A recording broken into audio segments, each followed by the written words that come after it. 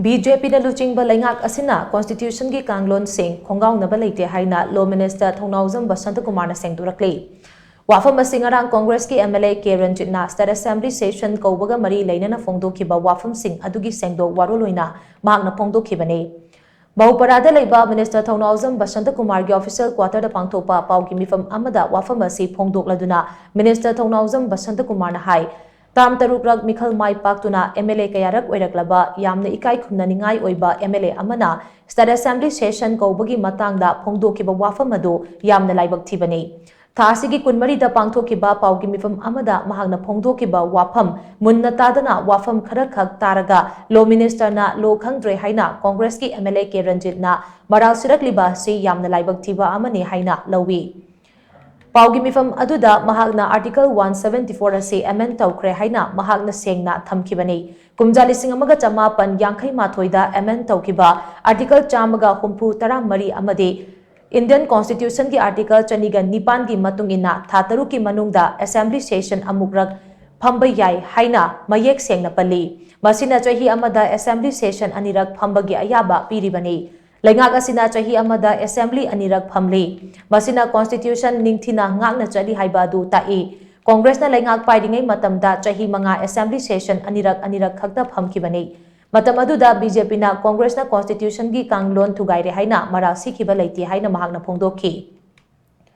Minister Basantakumar na makata na hai India gi Constitution gi Article chaniga subna nipan gi makhada semba Rule of Procedure and Conduct of Business ki Rule number 17 Clause A ki matungina subject to Article 174 of the Constitution hairaga chahi amada ahumlak Assembly phamnaba haibani.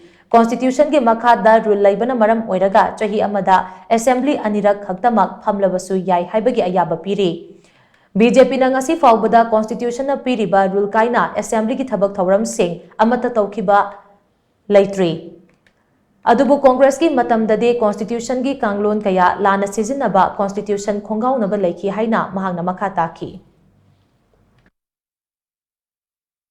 Constitution se government sina violate sungto to diya hai se mai amna thamjage. Third point ngasai gi section 17A koi rule of procedure and conduct of business sida hari se masigi assembly ni sember rules se Constitution ki makhada same bana karamba Constitution makhada no 208 sina Article 208 se enabling